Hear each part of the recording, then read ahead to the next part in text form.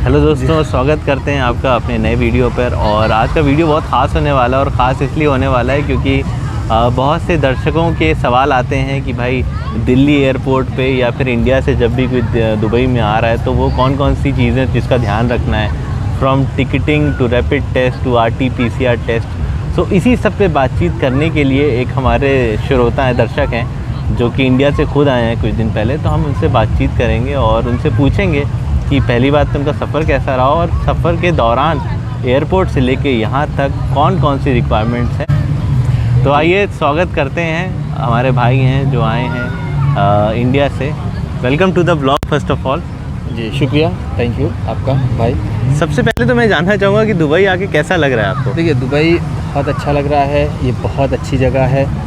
अब जब मैं यहाँ पर आया था तो अगर आप हमेशा बाहर रहते, जैसे दिल्ली में रहते, मुंबई या बेंगलोर या हैदराबाद वगैरह, अगर आप अक्सर आते जाते रहते हैं तो आपको बहुत ज़्यादा सरप्राइज़ नहीं होगा कि आप इसे दुबई में हैं। आपको लगेगा कि it is a mix of Mumbai, Hyderabad and Bengaluru and all the cosmopolitan city of India.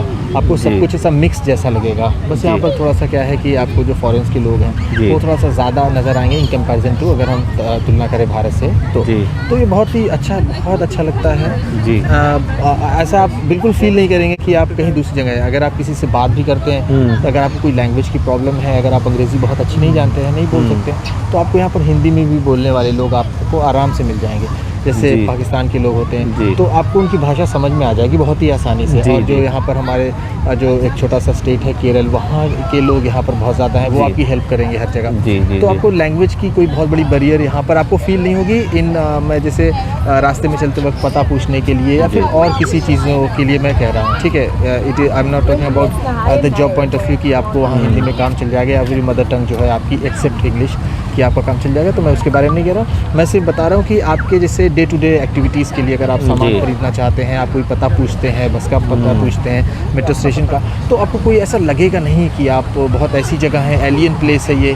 तो ऐसा कुछ लगेगा नहीं, बहुत अच्छी जगह है दुबई। जी। और बहुत से सवालात आते हैं, तो उन सवालों में से सबसे इम्पोर्टेंट बात ये है कि आपका, मैं RT-PCR का एक्सपीरियंस पूछना चाहूँगा, अपना रैपिड टेस्ट का क्या एक्सपीरियंस था? सबसे पहले तो आप कब आए इंडिया से? देखिए, मैं यहाँ पर 23 तारीख की मेरी फ़्लाइट थी जी। मैं आया वहाँ से और 23 तारीख को रात में जैसे अभी आपने पूछा RT-PCR का टेस्ट का क्या था, कैसे क्या था, तो देखिए दुबई में आने के लिए आपको वैक्सीनेशन ज़रूरी नहीं है, क्योंकि मैंने वहाँ से आया तो हमें किसी ने बोला नहीं कि आप वैक्सीनेशन सर्टिफिकेट दिखाइए।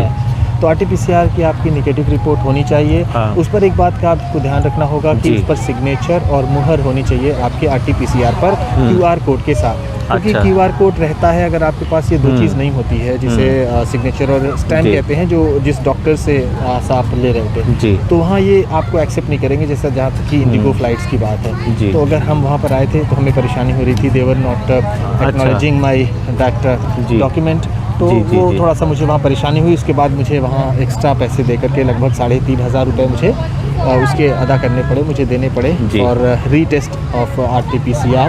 और उसके बाद फिर आपका रैपिड टेस्ट भी होता है वहाँ पर, वो 1500 का था। तो total I had paid 5,000 rupees because I was doing double test at the same time, that's why I took concession from them for 500 rupees। तो 500 रुपये का मैंने उनसे कंसेशन भी लिया कि भाई मुझे थोड़ा छोड़ दो, क्योंकि वहाँ पे रैपिड टेस्ट 2,000 रुपये का और 3,500 टेस्ट रुपीज़ वो उसका ले रहे थे, जो मेरा नेगेटिव जो टेस्ट था, जो इन्होंने एक्नॉलेज नहीं किया था।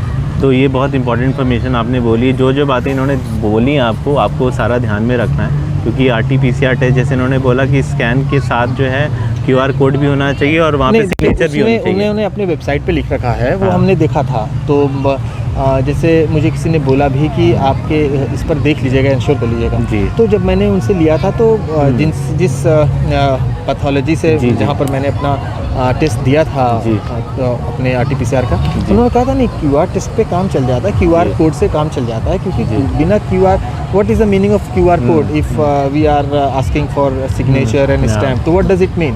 तो उन्होंने मुझे ऐसा कहा था कि आपका काम चल जाएगा। लेकिन फिर मैंने वहाँ से कॉल की थी कि भाई देखिए वो ले नहीं रहे हैं, तो उन्होंने कहा कि देखिए वो आपको उलझा रहे हैं बातों में। तो because I have to save my time at the time and that's why I did not discuss much or argue with them।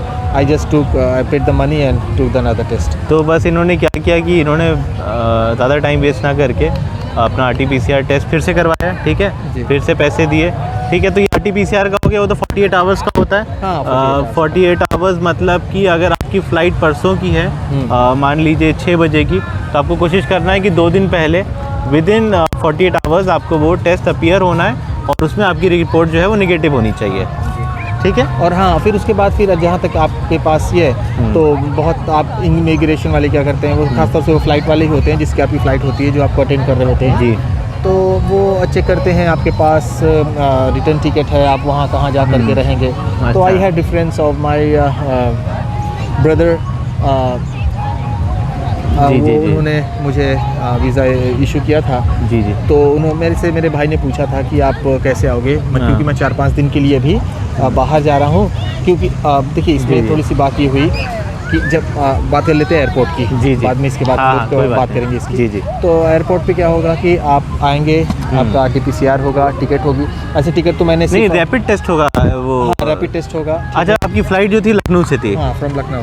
अच्छा, तो वो थोड़ा सा बताइए, आप फ्लाइट कितने बजे आप पहुँचे अपनी, कितने बजे फ़्लाइट थी आपकी? मेरी फ़्लाइट थी लगभग 10:30 बजे की, 10:45, 10:45 थी रात की। अच्छा। और मैं लगभग वहाँ पर तो पहुँच गया था 2 बजे, लेकिन 4 बजे मुझे एंट्री मिली थी। 4 से 5 बजे के बीच में एंट्री मिली थी।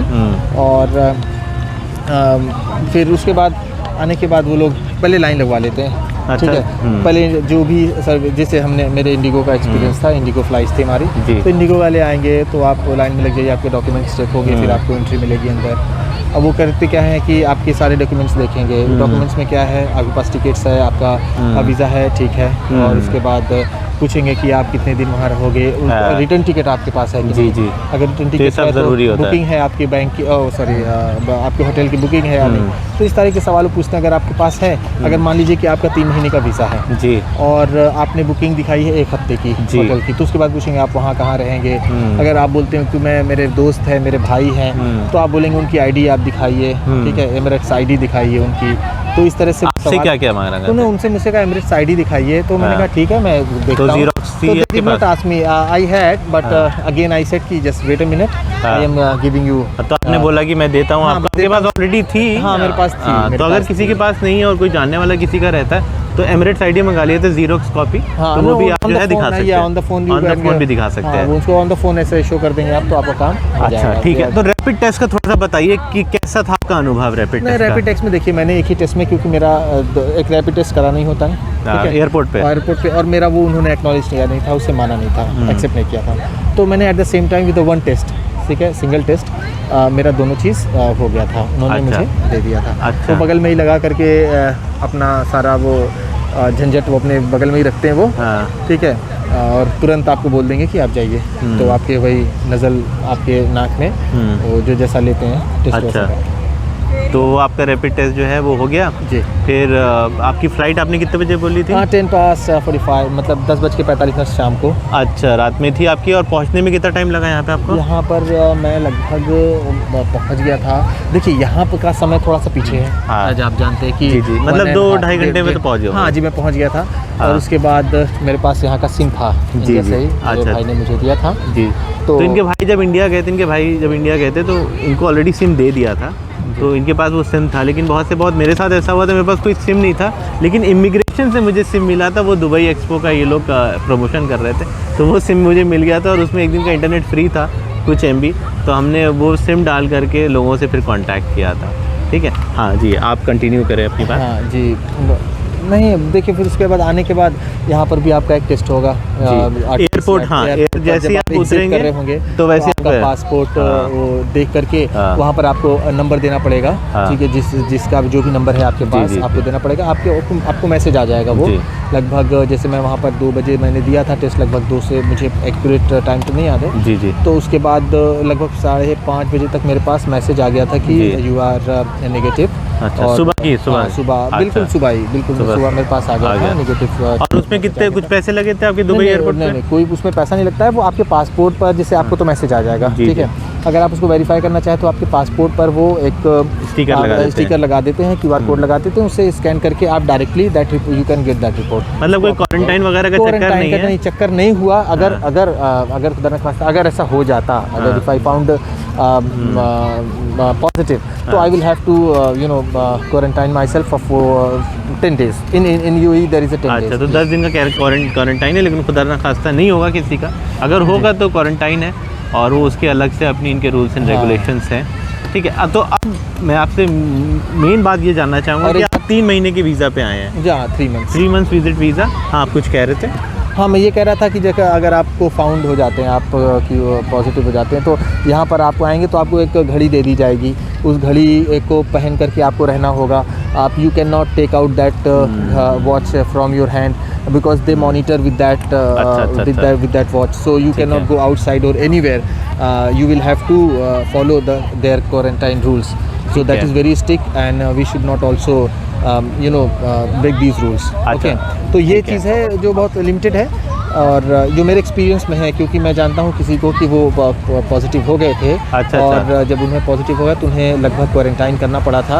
और आप उन्हें एक घड़ी दी गई थी, वो डॉक्टर ही निकालते हैं, 10 दिन में वो निकाल भी देते हैं। वो कहते हैं 10 days में आपका फिर अब 2-3 टेस्ट होता है। देखिए, अगर आप उधर जाएंगे तो बहुत बात दूसरी हो जाएगी, तो आपको लगातार 2 टेस्ट होते हैं। यहाँ तो एक टेस्ट में आपको काम चल जाता है, या तो 10 दिन हो या तो 7वें दिन पर अगर आप टेस्ट कराते हैं, या तो 10 दिन बाद आपको वो घड़ी निकाल दी जाती है। तो अगर दर्शकों के दिमाग में कुछ भी सवाल ऐसे चल रहा है जो हमने टॉपिक अभी तक छुआ नहीं है, तो आप कमेंट सेक्शन में मुझे बता दीजिएगा, मैं उस पर आपको रिप्लाई कर दूंगा, क्योंकि बहुत सी चीज़ें छूट जाती हैं। हाँ, लेकिन मोटी जो बातें हैं, हाँ, जो एक्सपीरियंस बेस्ड वो अगर आप इस वीडियो को देखेंगे तो आपके समझ में आ जाएगा। देखिए ताकि भाई जी कोई बात। देखिए, ये जो भाई हैं वो बहुत अच्छी वीडियो बनाते हैं, बहुत इन्फॉर्मेटिव वीडियोस रहती हैं उनकी। तो बहुत सी चीज़ें मैंने देखा है कि जैसे वो पर्सनल बेस्ड एक्सपीरियंस होती है, जो आपका एक्सपीरियंस कैसा है उस पर डिपेंड करता है। आप जाएंगे, आपका भी एक्सपीरियंस हो सकता है अलग हो, ठीक है, तो आप ये कहेंगे कि नहीं उसने गलत बता दिया, उसने ऐसा बताया, ऐसा नहीं होता है। लोगों के वेरी करते हैं एक्सपीरियंस, अलग अलग एक्सपीरियंस है। जैसे मान लीजिए कि मेरे साथ हुआ सिग्नेचर और स्टैम्प वाला, हो सकता है बहुत से लोग ऐसे होते हैं जो बिना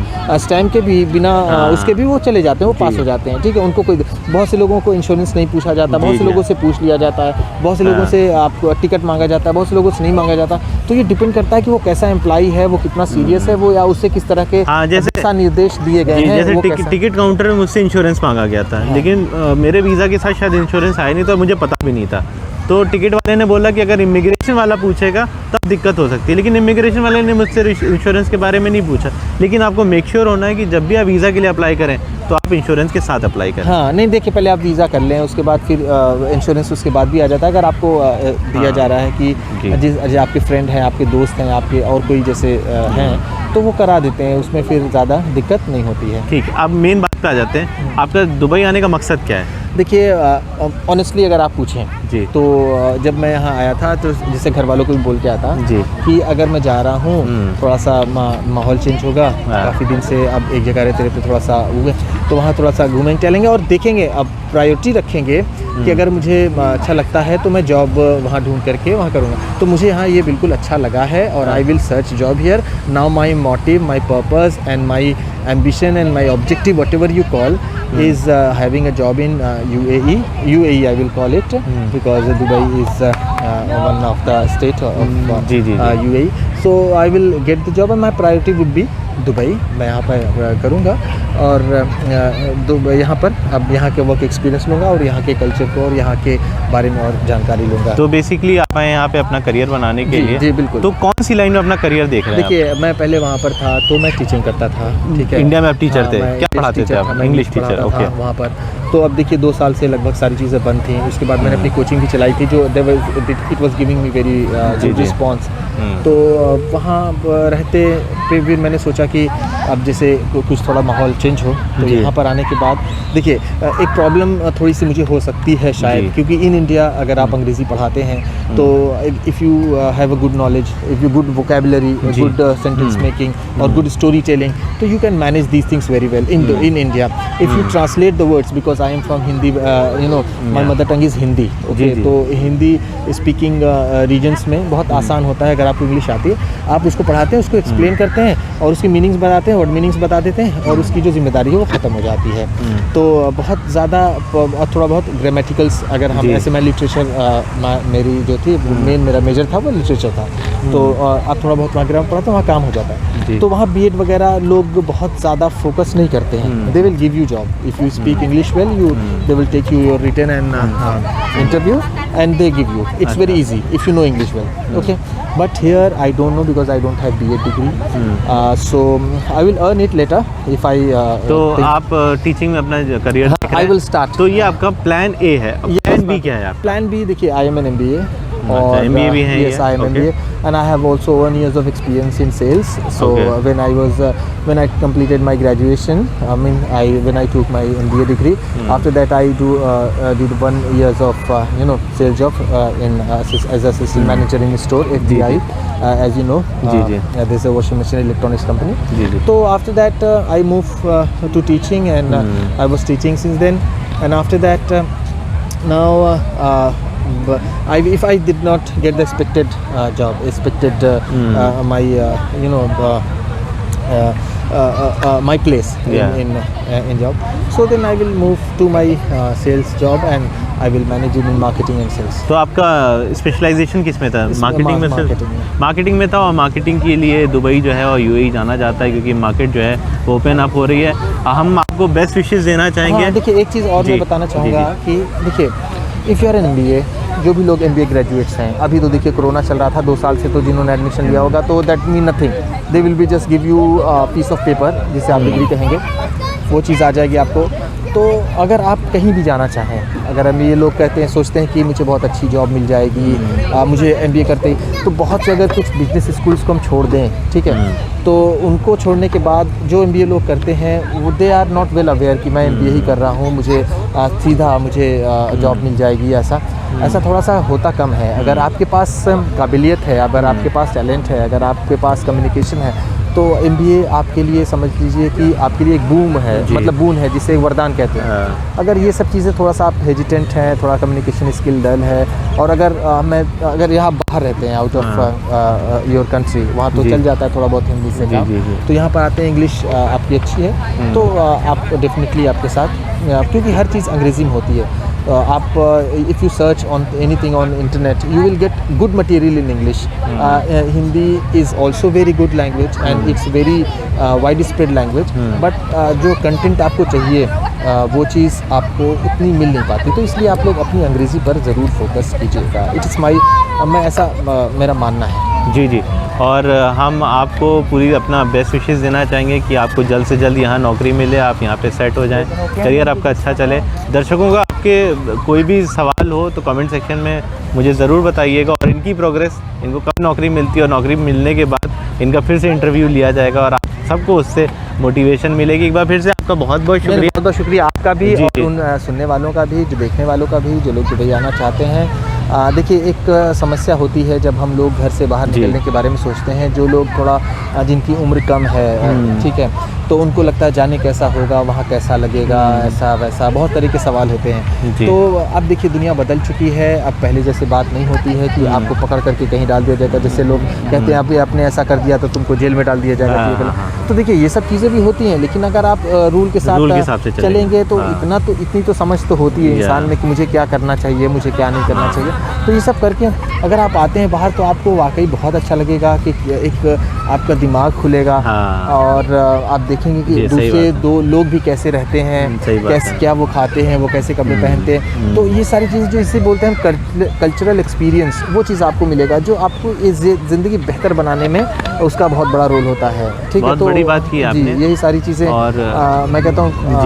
जी, तो इस ऐसे करने से ये दुबई नहीं, आपको जहाँ भी मन करता है आप वहाँ जाएँ, निकलें। अगर आप जैसे मान लीजिए कि किसी विलेज में रहते हैं इंडिया के, तो आप आइए, मुंबई आइए, ठीक है, दिल्ली जाइए, ठीक है, हैदराबाद जाइए, तो थोड़ा सा अपने आप को एक्सपोजर दीजिए। मेरा कहने का मतलब है बहुत ज़रूरी बात है। और मेरी भी स्टोरी कुछ ऐसी है, मैंने कभी सोचा नहीं था कि इंडिया से बाहर जाऊँगा, लेकिन अभी दुबई में हूँ, जॉब कर रहा हूँ, और कोशिश यही है कि एक्सपीरियंस हासिल किया जाए, अपने आप को एक्सप्लोर किया जाए, क्योंकि जब आप इस कंट्री में आते हैं या किसी भी कंट्री में जाते हैं ना, तो आपका दिमाग खुलता है और आपको पता चलता है अलग अलग कल्चर्स भी हैं, और उनके साथ जब आप रहते हैं तो आपका एक्सपीरियंस भी होता है और आपको नए नए करियर बनाने के जो है वो अपॉर्चुनिटीज़ भी मिलती है। एक चीज़ मैं और कहना जी। चाहूँगा, आज अभी जो वीडियो बन रही जी। है एट द रियल टाइम जो भी बन रही है, तो अभी काफ़ी मैं यहाँ टहला और जी। पूरे दिन आज काफ़ी थकावट है। जी। ठीक है, तो अगर कोशिश करेंगे जो अगली वीडियो मिलेगी आपको अच्छी क्वालिटी की मिलेगी और बढ़िया मिलेगी, क्योंकि अभी थोड़ा सा बहुत थक जाने की वजह से बहुत अच्छी बातें जो मैं आपसे करना चाहता हूँ वो मैं नहीं कर पा रहा हूँ। जी, जी। ठीक है, तो इतना ज़्यादा एग्जॉशन है कि बहुत ज़्यादा थकावट जी आ जी गई है मैं मेरे ऊपर। समझ सकता हूँ, लेकिन तो- जो अपनी इन्फॉर्मेशन दी है मेरे ख्याल से सारी बहुत काम की है, और अगर इनके काम की अगर उनको लगेगा कि कुछ और भी बात करनी चाहिए तो वो डेफिनेटली कमेंट सेक्शन में मुझे बता देते हैं जी, और उस नहीं, पर आप भी रिप्लाई कर अभी सकते पूछेगा, हैं। अगर आपको हाँ। कोई सवाल हो जी, जी। तो आप पूछेगा, अगर हमारी हद में रही वो चीज़, अगर हमारी लिमिट में रही तो हम उसका जवाब देने के लिए आपको जैसे ये जी। भाई हैं ये भी कह सकते हैं कि ऐसा सवाल पूछा गया है आपसे, ठीक जी, है, जी। तो I will give my number him and he will message me that and I will explain you, I will give that answer. जी बहुत बहुत शुक्रिया आपका। अब बातचीत को बस यहीं ख़त्म करेंगे, आपसे मुलाकात होगी नेक्स्ट वीडियो में, तब तक अपना बहुत ध्यान बहुत रखिए। शुक्रिया, बहुत थैंक यू वेरी मच बहुत वंस अगेन। Thank you.